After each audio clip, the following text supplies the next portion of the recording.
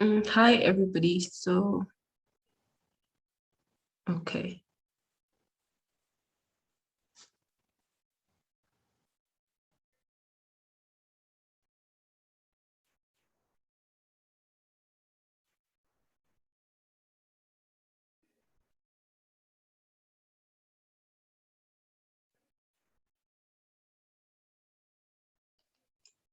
Hi, Ndapile. Hi, Olive.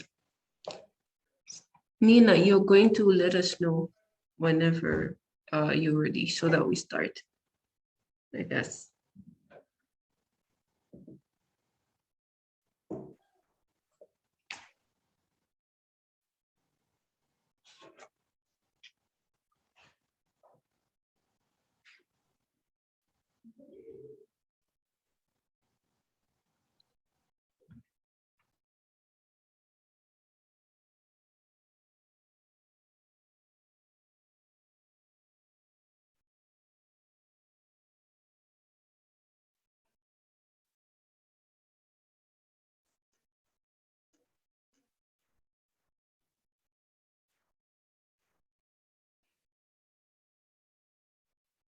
Hello everyone. Can you hear me? Can you see my screen as well? Yes. Okay. Thank you very much. Good morning, good afternoon, good evening from wherever you're watching from. My name is Nena Katarobot, and I'll be standing in for African Women in GIS co-founder Chidinma for today's AWiGIS Research Symposium. And in this symposium, we would be presenting our GIS Day competition, which was held in 2020, sometime in November. When we had the GIS Day last week, we organized an article competition, a GIS article competition for African Women in GIS members. And in that competition, people submitted their researches and their GIS maps. And in December 2020, the award the result was called, and the award was given to 3 winners out of the members that submitted their research. And the award for the 3 members were ESRI AWiGIS 1-year license was given to each of the winners, and there were 3. So today we would be hearing from 3 of our winners. The first person is Ndapile from Malawi. She will be taking on the extent of geological controls on the fluoride levels in groundwater. And we have Olive Caroline from Malawi as well. She'll be taking us on water security in Africa. And we have our third speaker, Mafuza Adamu from Nigeria, and she'll be taking us on managing coronavirus using geospatial technique. So I would like to welcome Ndapile. Ndapile, please, over to you.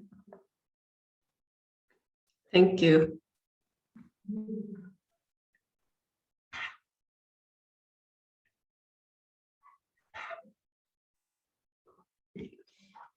So hello, my name is Ndabile Nku. I am going to present on my research project that I conducted, and the name of the project is basically trying to look at the extent of the geological controls on fluoride levels in groundwater. So the motivation behind this research project was to basically just come up with a visual aid in form of a map that shows the fluoride distribution in relation to the geology in my study area. So my study area is in the south of Malawi, called Kota. Okay. So this is just a basic outline of what I'm going to be presenting on. I'm going to walk you through the introduction, the problem statement, the different objectives that I had with my project, the methodology, the results discussion, and the conclusions and recommendations that I came up with after finishing the project. So basically, fluorine is the lightest member of the halogen group, and is also one of the members of, is also one of the most reactive elements. Therefore, it doesn't exist as fluorine in its natural state. So usually it exists as fluoride ions in solutions. This is why the main focus was in groundwater. So if you ingest fluoride long-term, you have their health implications such as fluorosis, and fluorosis can be characterized by discoloration of the teeth and also crippling disorders. So the reason why I chose my study area in Kota is because the individuals or the community that is there have indications of the discoloration of the teeth because of the long-term ingestion of the fluoride in their drinking water sources. So some of the sources of fluoride could be found in a wide variety of rock minerals, and also in regions that have active geothermal activity in form of hot springs. Again, this is why I chose my study area in Kota because it is right along the East African rift system. So there are some geothermal activities in that area, and also the underlying geology has fluoride minerals that can then be released in form of solutions, and then can be found in the groundwater, which is then used as a drinking water source. So because of the health implications that ingesting fluoride in long term has, there are certain thresholds that the World Health Organization and also the Malawi Bureau of Standards has. So the threshold is 1.5 milligrams per liter. And as for the Malawi Bureau of Standards, the threshold is 6.0 milligrams per liter. So fluorosis is an issue in some countries. And like I mentioned, in areas that have active geothermal activity, and that can be along the rift systems. And we also have, and it's also prominent in India and Pakistan, and a lot of studies have been conducted in these countries. So the problem statement is that there've been some baseline data where studies were done in the groundwater sources around Malawi, and it was found that we have fluoride levels that are above the recommended World Health Organization threshold, which is 1.5 milligrams per liter. So this study indicated that most of the groundwater sources that we have here in Malawi are around 9.60 milligrams per liter. But the studies didn't particularly focus on looking at the geological controls that may contribute to these high numbers of fluoride in the different drinking water sources. So this is why this project was conducted, to come up with a correlation between the underlying geology and also the high amount of fluoride.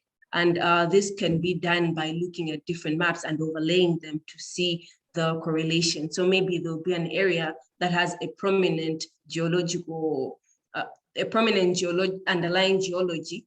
And if you look at it, maybe there might be a pattern that you wouldn't be able to see without actually using map data. So those were some of the motivating points of the project.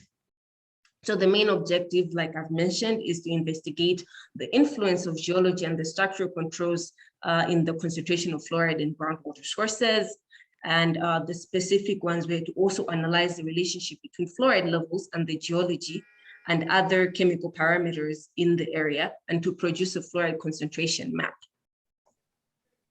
The methodology that I used during this project were field sampling. So I went around collecting water samples. I measured the pH, the EC, and also the temperature.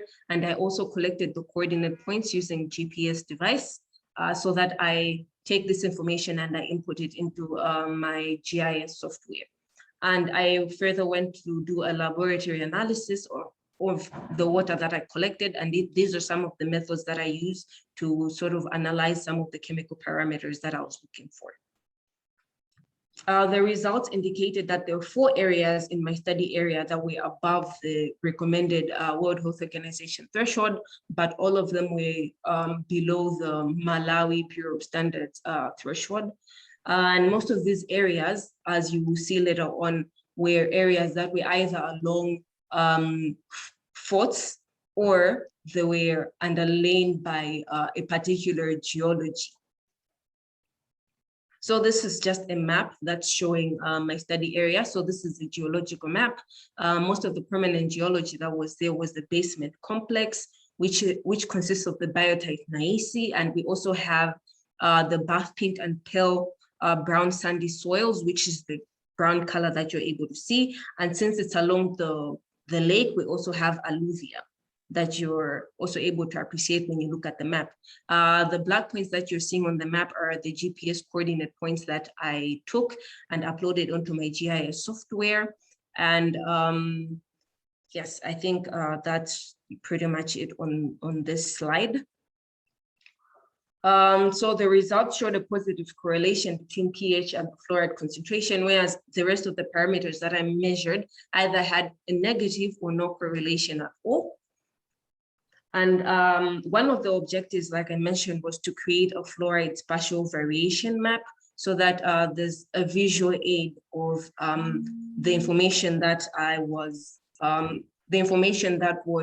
deduced from the project itself. So the blue areas indicate areas that have high fluoride concentration in the groundwater. And from the geological map that was shown earlier, you will notice that the geology in this area was a biotite gneiss. And so the rest of the areas, the areas that are more greener than the others show higher, they also show higher fluoride concentration, but less than that have the yellow color right there. And if you do go back and look at the geological map, you will notice that those areas that have the high concentration are underlain by the biotite gneiss itself. Okay. So basically, the conclusion was that the project was successful, and it was pretty evident using the two different maps that there was some kind of geological control in the concentrations of fluoride in the groundwater in our particular area. And the recommendations that I came up with after finishing my project was that those need to further analyze the different control factors. So using soil data, geomorphology data, and also geology data. So all this is going to be in map form, would give the results more confidence, lack of a better word, because you would have more data to actually draw from. And these are all information that may contribute to the increase in fluoride. And there's also a need to have an updated database on extensive borehole information for the different districts here in Malawi. So thank you for your attention.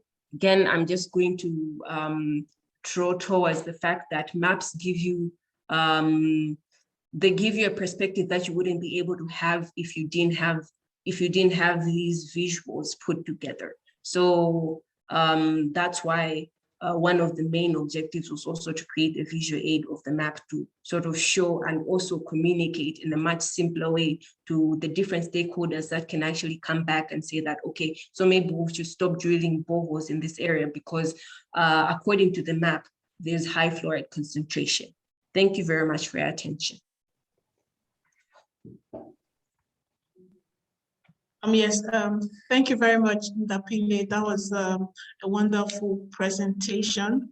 And just to let our viewers know that Ndapile was also one of the winners from the African Women in GIS Day competition. And thank you so much once again, Ndapile, for that. And we would like to move on to our second speaker. Our second speaker for the day is Olive Caroline from Malawi. She's going to present on water security and Africa. Olive, over to you. All right, thank you.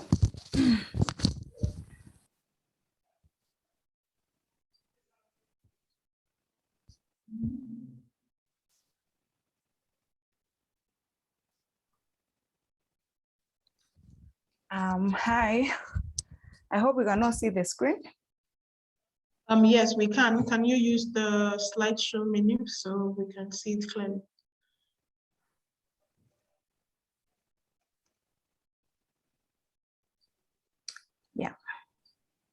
Thank you. I'm Olive Mandarasi. I'm a land surveying student at the Malawi University of Business and Applied Sciences. And I'll be taking you through water security and Africa. And just to say on the outline, we have the definition. And why should we talk about water security overall? Why not land? Why not air? Why water? And dimensions of water security, water insecurity in Africa and its causes, illustrations of the situation across the globe, and the way forward to this problem. Water security, basically, it's all about protection of water systems against water-related hazards like floods, pollution, droughts, and it also involves a sustainable use and development of water sources and taking measures that protect access to water functions and services for humans, as well as the environment that stores these water sources for us. And I'm talking of why we should place an emphasis on safeguarding water.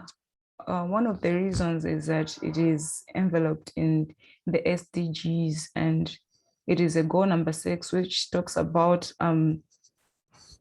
clean water and sanitation for all. So we can see that from the discussions of the summit that came up with the sustainable development goals, this is one of the key issues that we need to address as people, as a globe, as Africans, and as a country. And water security is also about mitigating the water-related hazards, as I said, for example, floods and drought. And it also addresses conflicts arising from disputes over shared water sources. For example, we have these ongoing disputes over the Nile Basin in the Middle East.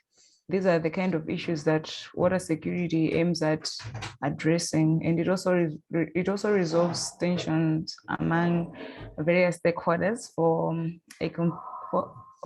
compete for a limited water source. For example, in the rural areas, you can come up with water sources like boreholes, wells, in a manner that is safe and in a manner that promotes the health of the population overall.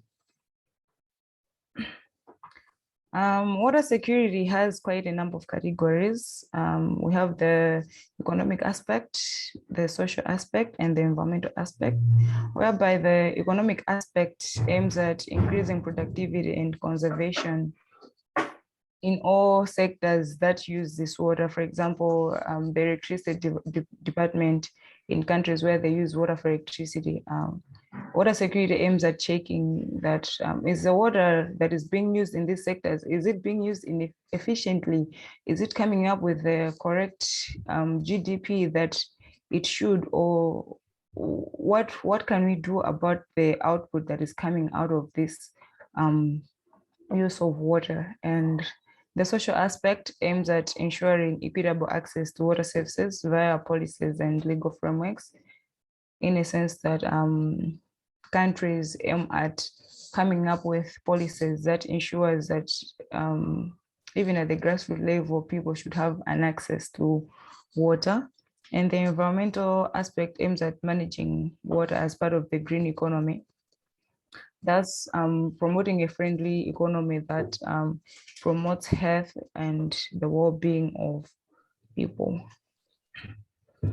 Moving on to water insecurity in Africa, we'll see that according to Walker and Logan 2016, nearly half of the Africans do not have access to clean water, and 2/3 lack access to sewage infrastructure, which is one of the main causes of water insecurity on the continent.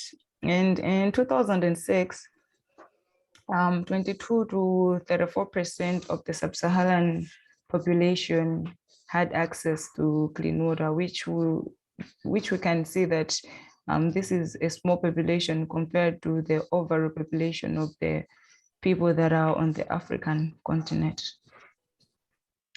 And this is mainly attributed to insufficient infrastructure that maintain a flow of water year in and out.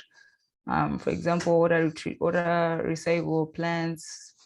We'll be able to see that this is not common in a lot of countries. It is only available in selected countries. Another cause of water insecurity on the continent is that there's contamination of water sources at both underground and surface levels. That is through discharge of wastewater into water sources. For example, sewage includes unplanned urbanization, which places a strain on water. That is how people get to access the water, or even itself, unplanned urbanization has also a direct impact on waste disposal and even discharge of wastewater into the water sources. Because we'll be able to see that people do not really have a proper means of throwing their refuse or disposing their waste. So this is a major cause of water insecurity on the nation, and as well as integrated industrialization due to countries. Some of the countries, they are not strict with their industries, how they dispose their waste. They just throw it anywhere, or some of them, they throw it in the water courses that are near them. So this also is affecting the water sources that are around us. And drought, and finally, poor sanitation facilities. So basically, this is a map that is showing the distribution of safe sanitation facilities across the globe. Down here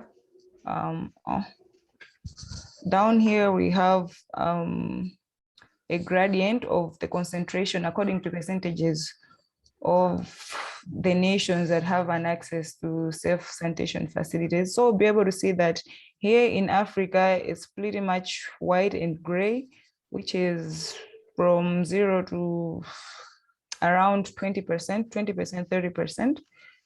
So which just shows us that the distribution of sanitation facilities on the planet is really in a bad shape. And we can also see, according to the explanation, that Chad, Congo, Ghana, and Guinea had less than 30% coverage of safe sanitation facilities in urban areas. And Chad, Ethiopia, Ghana, Guinea, Niger, Somalia, Sudan, and Togo had less than 15% coverage in rural areas. That is according to a research that was conducted by WHO and UNICEF in 2006. Moving on to an African level, we'll see that only 90% of Niger had, only 90%, 90% of rural Nigerians defecated in the open, which just shows us that this problem is really prevalent on the continent. And as I've already said, the unavailability of proper sanitation facilities has a direct impact on the quality of water that is available.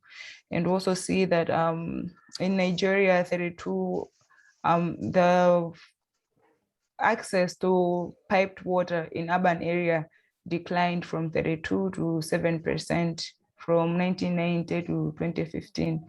And 7% is just a small population, it's just a small percentage to cover a population as large as that of Nigeria. And narrowing down to Malawi, Malawi has not been exempted from this problem of facing water insecurity. And just like other countries on the continent, water insecurity in the nation has been mainly attributed to poor sanitation, whereby, according to a study by USAID, only 6% of the population had access to sanitation facilities. And in addition to that, it is also attributed to poor waste disposal. And as we can see, this is an image showing a water source that is that is being victimized of poor waste disposal. And this is Moody River, a river that is reliable for supplying water in the whole southern region of the country. So as we can see, this is really a bad state to for where a water board can be extracting their water from. And to finalize, what can be our way forward despite that we're facing all these things? Can we say that this predicament that we're facing is irreversible? It is intreatable? No.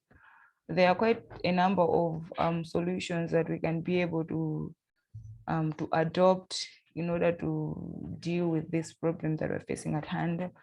Firstly, we may consider as a continent, we may consider in increasing the number of water treatment plants. We can learn this from Namibia, our fellow African country, which uses almost 30% of its water that is used in the nation is recycled. They have water treatment plants and they have a supply of water. So some of us, other countries in Africa, can choose to learn from them. And we can also learn from Israel, a country which recycles water and it uses water for irrigation. Irrigation, which is pretty much agriculture, and most of the countries in Africa, they rely on agriculture for food. They rely on agriculture for income generation. So if we can adopt things like this, at the end of the day, we'll be able to stand out at an international level in terms of the amount of food that we have, as well as the amount of income that we have generated as countries. And furthermore, industrialization sector should be strictly regulated. Industry and manufacturing account for about 10 to 30% water resource use. That is in their operations or even in the way that they dispose their waste, because most of the industries dispose their waste in water, either it be treated or not treated. They dispose their waste in water. So our governments should be strict on how they treat these industries when it comes to their waste disposal. And finally, construction of new wells and rehabilitation of old wells, because at an African level, in the rural areas or even in some of the urban areas, we'll see that a common source of clean water in rural areas is wells or even boreholes. For example, here in Malawi, some people have boreholes in their communities for purposes like watering their gardens. And for people that water their gardens using borehole water, there are people that are considered to kind of be well-to-do people. So we can see that construction of boreholes and wells will be able to bridge the gap between between water availability and the general population overall. And on the bright side, construction of wells or rehabilitation of wells is relatively cheap as compared to other means of providing the water. So yeah, pretty much that's it. If African continents would decide to be strict to adopt these three methods as part of their way to deal with water security, then we may be able to stand out on the continent as well. So yeah, pretty much that's what I had for you. Thank you for your attention. Okay, thank you so much, Olive. For the purpose of our attendees who are just joining, the presentation was from Olive Caroline from Malawi. She was also a winner of the African Women in GIS Day competition, and her topic was water security and Africa. We also have another presentation We have a presentation from Mafuza Adamu Abubakar. She's from Nigeria, and she will be taking us on managing coronavirus using geospatial technique. Mafuza, over to you, please. Okay.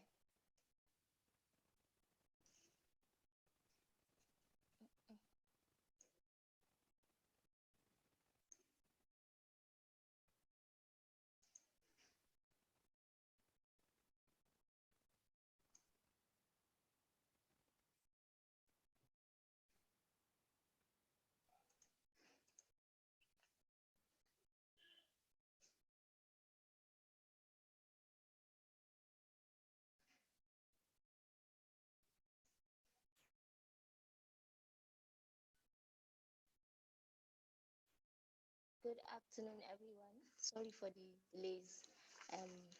My name is Mafuza Adamu Abubakar from Nigeria, and I'm presenting this article on managing coronavirus using geospatial technique, a case study of Nigeria. I'm a town planning officer with the Federal Capital Development Authority, FCDA, here in Nigeria.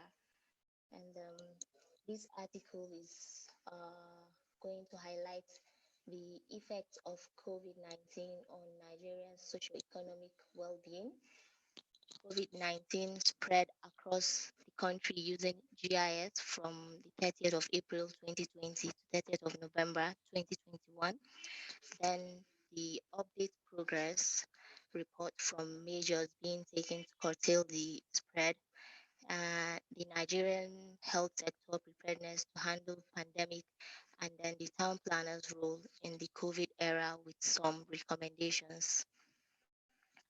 So the effect of COVID-19 on Nigeria's socioeconomic well-being includes the decline in oil price, economic downturn, health crisis, and then some schools and MDAs, which is places of work, being closed. So this slide is basically showing the spread of coronavirus across Nigerian states as at 30th of April 2020, and also the number of deaths as at 30th of April 2020. So, but before then, let's briefly explain how the COVID has impacted in this points here.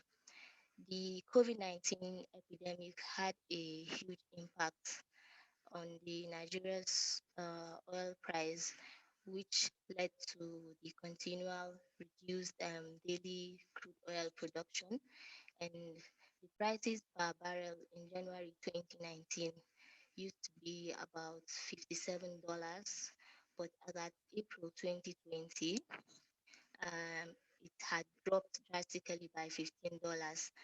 And this is just 2 months after the World Health Organization declared the deadly disease as a pandemic. And Nigeria's main source of export value is basically crude oil, petrol, and fuel. So this decline in oil price has led the country to a serious economic downturn, and economic activities and circular flow of income have been severely hampered by COVID-19 induced lockdown. There was a lockdown from March to around June, July, and it really affected a lot of people. And I'm sorry, Mafuza. Sorry to cut you short. Please, can you be audible? Some people are complaining that they can't hear you. Thank you. Okay. How about, am I clear now? Yes, you can do better. Okay. The economic activities and like I said, like I was saying, the decline in oil price, which I had explained earlier, has affected situations in Nigeria, which led to the country's serious economic downturn. And then COVID-19 induced lockdown has also hampered circular flow of income severely, which I think is a wake-up call for policy workers on the need to take drastic measures to curtail this pandemic. So health crisis in Nigeria is another major issue that coronavirus has exposed. The virus has shocked the whole world, hence it has overwhelmed a lot of health systems, even in high-income countries. This led to rapid number of fatalities from the virus, which has proven that Nigeria's health system is ill-equipped. And this also led to the closure of schools and MDAs across the nation. This has disrupted academic activities of most schools. Some institutions engaged in homeschooling and e-learning, but sadly, not even all individuals could access these e-platforms to continue with their academic activities due to lack of gadgets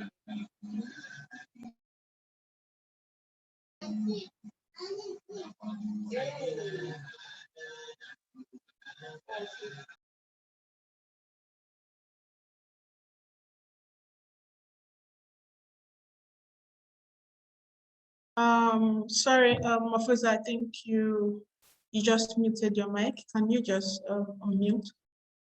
Good. Hello? Yes, yes, we can hear you. Okay. Sorry about that, please. And I was talking about the schools, closure of schools and MDAs.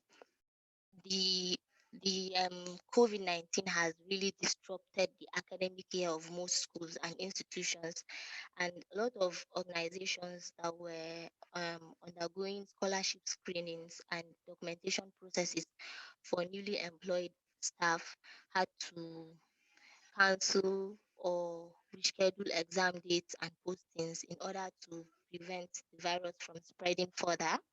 Also, schools had to engage themselves in online learning, that's the e-learning platforms, but unfortunately, not everyone could have access to those platforms due to lack of access to electronic gadgets, mobile data, as well as Wi-Fi. So this next slide, like I said earlier, is showing the number of cases, the spread of coronavirus in Nigerian states as of 30th April 2020, and the number of deaths.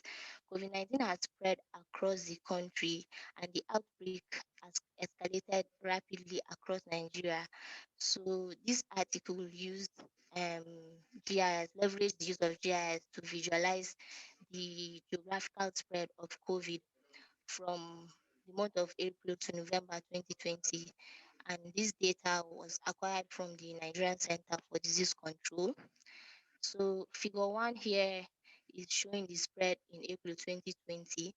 And you can see that Lagos has the highest number of active cases with about 500 and above cases, while states like FCT, which is the Federal Capital Territory, and Kano states have about 100 cases. Other states, which are about 17 to 19, having at least 50 cases, and just 3 states, which are Yobe, Kogi, and Cross River states, has 0 number of cases. In figure 2, there's deaths from coronavirus as at April, where Lagos has the highest number of deceased, then about 14 states having about 1 to 6 deaths, while 19 states has none. On this slide, there's a summary of COVID-19 as at August, which is just 4 months away from March. And the third figure here shows that Lagos still remains the epicenter of COVID-19 with over 1,000 cases. Rivers and Oyo State, among 7 other states, have increased in number of cases over the months. And Cross River, Kogi, and Yobe has also recorded some cases after April, when there were 0 cases in those states.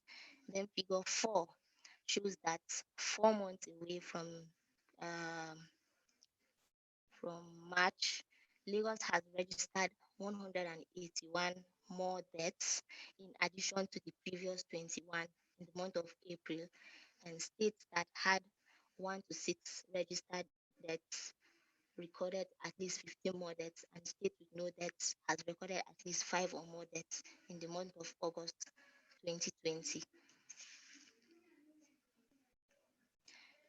So this slide shows summary of November, and November is at 15 November 2020, which is 3 months away from August, and there's a rapid increase in number of infected people from coronavirus, which has continued to grow. Figure 5 shows that the numbers have spread in states like Adamawa, Bayelsa, Jigawa, among others, from 31st of August to 15th of November 2020, while figure 6 is showing number of deaths in November has increased in about 12 states by at least 15 and above, and 30 and above in at least 5 states, 60 and above in states like Edo and the FCT, while 115 and above deaths in Lagos, which amounts to about 317 deaths from April to November 2020. And cumulatively, number of deceased from this virus within 7 months sums to a total of 1,476 or more deaths. So this slide is talking about the preparedness of Nigeria's health system in handling epidemics, and figure 7 and 8 are showing the spatial distribution of testing laboratories for coronavirus across Nigerian states. Figure 5 shows that there's only 6 laboratories in the whole of Nigeria, having 36 states and the FCT. And then figure 8 shows the breakdown of the 2 types of labs that are available in Nigeria, being the GenExpert and the PCR labs, as well as the numbers per state.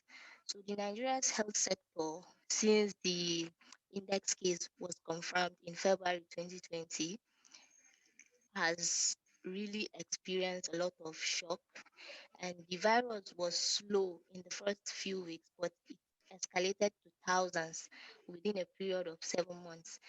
And this spread has proven that Nigeria's health system is ill-equipped to handle situations like this. So Nigeria has a population of about 200 million, but we have just 6 labs in the whole country, which is really insufficient to have more number of samples being collected and being tested in order to monitor the spread of the virus. This slide shows the update progress from the measures that are being taken to curtail the spread of coronavirus from March 2021 to date. And figure 9 shows that there's a drastic decrease, in the number of deaths as at March 2021 since the declaration of coronavirus by the World Health Organization. And this is because the Nigerian Center for Disease Control has issued measures to help prevent and control the spread. Such measures include social distancing, no gatherings, no holding of religious activities, quarantine upon showing symptoms of the virus, etc. And it is evident that these steps taken have played a major role to help flatten the curve. And in figure 10, as at March 2021, the number of confirmed cases fell to about 2,800 from about 3,000 in the month of February 2020. These reports came from 32 states and the FCT. Also, compared to the previous months, number of discharged cases grew to about 5,000 and above, compared to the previous months, where we had 413 number of the about 4,000 plus number of discharge cases, and this was reported in about 25 states and the FCT. This slide shows the summary of June, number of deaths and number of recoveries from coronavirus. And figure 11 shows that there's a high decrease in number of deaths. You can see that we only have 2 deaths in June, which is in Plateau State. So there's a high fall in number of deaths from corona as at June 2021, and the number of new confirmed cases also fell to less than 300 from the previous 300 and above, or 400. These reports came from about 12 states and the FCT. And then in about 6 states and the FCT, the number of discharge cases climbed up to about 400, almost 500 discharged from the previous 300 and above. There were 2 deaths, which is progress compared to March 2021. This slide is talking about the role of town planners in the COVID era and some recommendations for town planners to emulate in executing their roles during such trying times. So town planners are professionals that are qualified to contribute to issues regarding the environment and the healthy living. So the use of technology and innovative measures has really helped, especially in academic activities and MDAs, just like the work from home rule, the homeschooling, and lots more. Some schools were able to partake in were able to hold their exams, and then there were a lot of online screenings for other organizations. And the NITP, which is the Nigerian Institute of Town Planners FCT chapter, has also ensured in partaking to ensure that the general public is being aware through radio and TV stations on the significance of practicing hygiene, and also adapting to the measures that were suggested by the Nigerian Center for Disease Control in order to prevent the spread of this virus. It has also assisted its members in making available some basic facilities for e-learning and working from home. However, this article has recommended that town planners should also emulate the use of GIS in carrying out problem-solving research like this and that of the previous presenters, in order to contribute even better and provide solutions to these kinds of situations. And as professionals, they should also consider adopting spatial approaches such as mapping for resilience, mapping for mapping of trends, and also communicating with maps in executing their roles during such challenging times. Thank you for listening.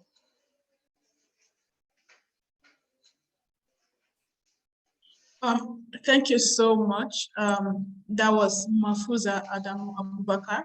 She's from Nigeria, and she's also a member of the African Women in GIS. We started quite a few minutes ago, and she was the third and the last presenter for this event. Today's event was on African Women in GIS Research Symposium. For the sake of our listeners and viewers who are just joining in, the Research Symposium, today we are presenting a GIS Day competition in 2020, November to be precise, where we had competition within the African Women in GIS community. Like we mentioned yesterday, the African Women in GIS is a grassroots training community. So we try as much as we can to engage women in Africa in GIS and every other tech. So in December, we announced the winner for the GIS Day competition, and the 3 winners presented today. And each of them were awarded an ESRI ArcGIS 1-year license. Such competitions are what we keep rolling out as part of our community engagement to see that we are putting people engaged in GIS activities. So the 3 winners were Dapile Mukua from Malawi, Olive Caroline, also from Malawi, and Mafuza, who just presented from Nigeria.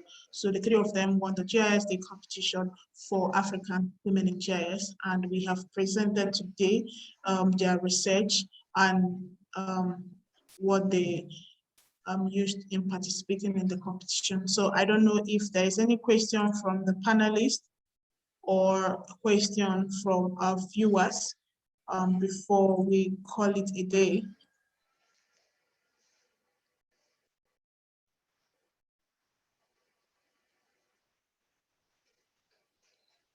Because if you have any question, you can drop it on the comment section, or you can raise a hand and we can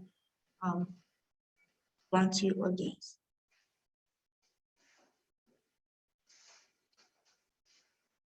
Okay, I see there is no comment or questions, so we would like to extend our appreciation. We thank you for joining in. I would also like to apologize to everyone because of the time issue we had. It was supposed to be 3 p.m. GMT plus 1 time. So I can see that some people joined in later on, but the video will be made available on the North Star YouTube page account and also on the African Women in GIS if you would like to find out more about African Women in GIS. Please check us out on YouTube. You can see our trainings and our activities. If you're also interested in joining the community, you can reach us out on our LinkedIn page, African Women in GIS, or our email, africanwomeningis@gmail.com. We have a series of mentorship programs and we have a series of training which we try to engage women especially, although a lot of our trainings we try to also include the male in our training, but we've rolled out a lot of trainings, and every year we have mentorship program for beginners in GIS, we have mentorship program for professionals. So the community is engaged in grassroots GIS awareness in Africa as a whole, and we are represented in all the African zone. We have the West Africa, the North, the South African zones fully represented in the community. And we have Chidinma and Sienna, who are the co-founders of the African Women in GIS. They've been doing a great work and would like to use this opportunity to thank them for putting up this community to reach out to women in GIS. So once again, we appreciate your time. We appreciate you for joining us. Should in case you joined in late, we are going to make the video available. So look out to African Women in GIS on YouTube and on the North Star YouTube page to watch the video presentation from our wonderful 3 presenters. Thank you so much for joining. Thank you. See you tomorrow. Bye. Thank you. Bye. Bye. What is the chat? Bye.